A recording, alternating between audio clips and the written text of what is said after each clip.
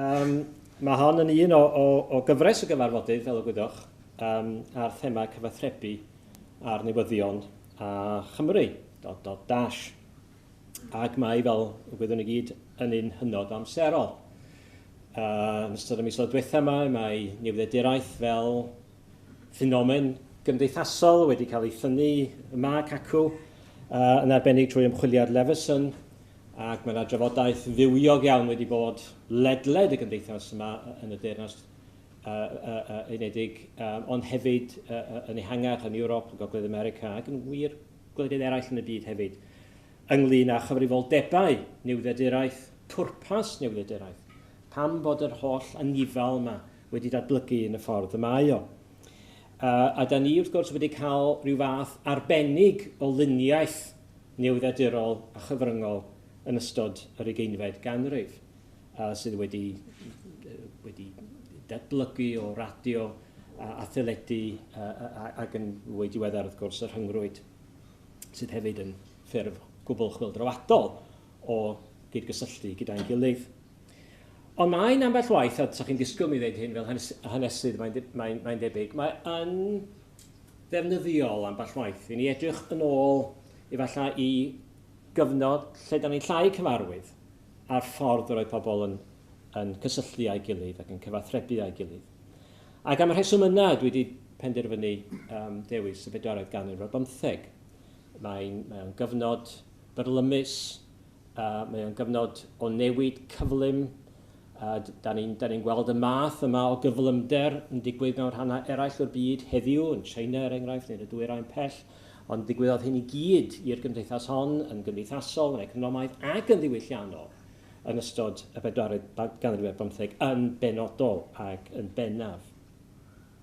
Felly, be dwi am drio wneud ydy tynnu sylw at dulliau y gyfathrebu cyn y byd modern, neu pan oedd y byd modern yn ei gino ac yn gwreiddio yn y gymdeithas Gymraeg. Ac wrth edrych ar drefn wahanol o gyfathrebu, wrth gwrs, da ni'n edrych hefyd ar oblygiadau gwahanol. Mae'n cael gwahanol effaith ar bobl, mae pobl yn ymwneud â'r ffenomen mewn ffordd wahanol. Mae'r cysylltiad rhwng y cyfryngau hunain a'r bobl yn wahanol. Ac mae yn ddefnyddiol ambell waith i ni geisio mynd yn ôl a chloddio yn y byd yna, mwyn i fallai bwrw golau tipyn bach sydd yn wahanol ar y byd sydd yn fwy cyfarwydd i ni. A dyma rhai o'r ystyriaethau yr hoffwn ni trafod gyda chi dros ginio heddiw yma.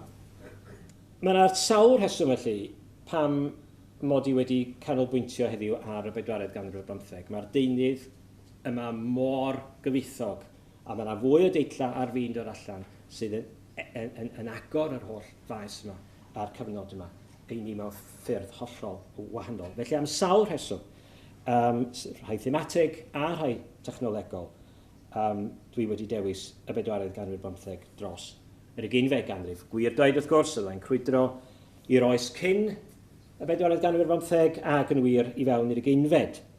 Ond ar fwrlwm a ffraethineb newyddiaduraeth y ganrif hynod honno fydd ein pwyslais heddiw yma. Mae yna ddadl sydd eisoes wedi cael ei roi ger bron fod newyddiaduraeth wedi gwneud mwy i Gymru ac yng Nghymru na dod â gwybodaeth yn newyddion i sylw'r bobl. Bod newyddiaduraeth wedi, oes wrth gwrs cyn lywodraeth i Gymru, cyn hyd yn oed unrhyw sefydliadau Cymraeg fel Llyfrgell Genedlaethol neu Brifysgol cyn y dyddiau hynny, fod newyddiaduraeth yn ei ffordd unigryw ei hun wedi dechrau creu ymwybyddiaeth genedlaethol ac wedi gwneud hynny mewn ffyrdd hynod ddiddorol. Drychwch chi ar unrhyw dudalen y bapur newydd ganol neu ddechrau'r 4th ganrif ar 15, a beth sydd ganol chi yw darnau newyddion o Flaenau Ffestiniog, neu Abertawe, neu Aberdâr, a maen nhw gyd yna ar yr un dudalen. Be da chi'n weld ar y dudalen, mewn gwirionedd, ydy'r Gymru yna yn dod i fodolaeth. Cydgysylltu gwahanol y ddigwyddiadau yma, yr un pobl yn aml yn mynd ar daith o un te i'r llall, yr eglwysi, y sefydliadau gwleidyddol, y pleidiau gwleidyddol, i gyd fel petai yn ymdoddi i'w gilydd ac mae yna fel petai gwlad fach yn dechrau ffurfio.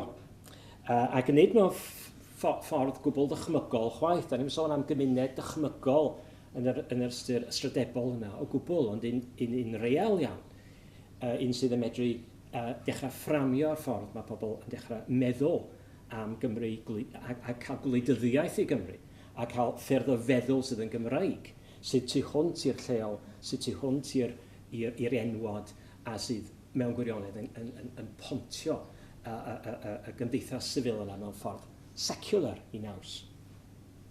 Felly, edrychwch chi, neu ystyriwch enghraifft rhai o'r teitlau mae rhai o papurau newydd yma yn mabwysiadu. Y gwladgarwr, y genedl Gymraeg. Maen nhw gyd fel petai, mae sawl ohonyn fel petai yn ceisio ymgyrraedd at y syniad na o undod o boliti sydd mewn gwirionedd yn bodoli dim ond ar bapur a ffrint, ond drwy y ffordd mae yn ymdreiddio i'r gymdeithas sy'n dechrau creu rhywbeth cwbl newydd. Nawr te, does dim byd sydd yn newydd yn hyn o beth, o gwbl. Ewch chi nôl i'r cyfnod modern yn cynnar, roedd pobl fel Gruffydd yn adrodd yn ôl o rhyfelodd Harri'r Wythfed yn Ffrainc, yn ystod y 19th ganrif ar dadeni, fel da ni'n gwybod yma, gael ni negeseuon o Ffrainc ar Unol Daleithiau, o'r symudiadau chwyldroadol oedd yn digwydd yna, gan Jack Dan y Gors, Iolo Morganwg, Morgan John Rhys ac eraill rhif y gwlith. Mae yna fynd a dod yn ddiddiwedd cyn y 40 ganrif ar 15, so ni ddim am deiri bod hwn yn rhywbeth hollol newydd. Ond mae yna, fel da ni'n symud i fewn i'r cyfnod yma,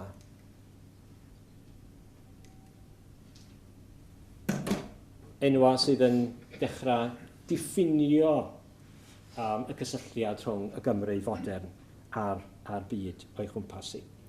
Ac un ohonyn nhw wrth gwrs ydy John Gruffydd, ac ni'n sôn am newyddiaduraeth dramor yng Nghymru yn y cyfnod yma, heb sôn am John Gruffydd, so gohebydd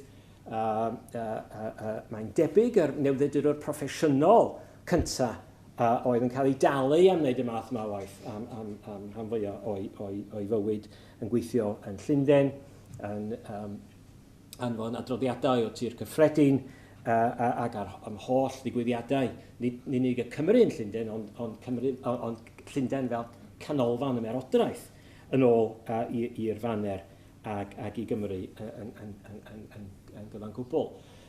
Tua diwedd y rhyfel cartra yn America, fe ar draw i America. Ac mae'n debyg bod y cyfnod oedd wedi bod yn America wedi cael dylanwad aruthrol ar y ffordd yr oedd Cymru'n deall yr hyn oedd yn digwydd yna a'r hyn oedd hefyd yn digwydd ledled y byd. Ond i ryw raddau, bod ni'n sôn ddiddiwedd am John Gruffydd gohebydd, i raddau helaeth iawn dwi'n credu, mae eithriad oedd o. Doedd na ddim llawer iawn o bobl tebyg iddo fo yn ystod i gyfnod o bu farw 1877 er enghraifft. Ac allwch chi weld pam, oedd cael newyddion o dramor yn gostus iawn.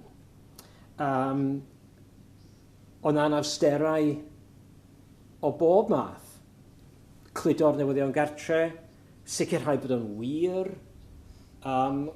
sicrhau bod chi'n gofyn y cwestiynau iawn, os oes yna ryfel ar y cyfandir, o ba ochr da chi'n adrodd y stori. Oedd yna bob math o broblem yn codi o newyddion tramor.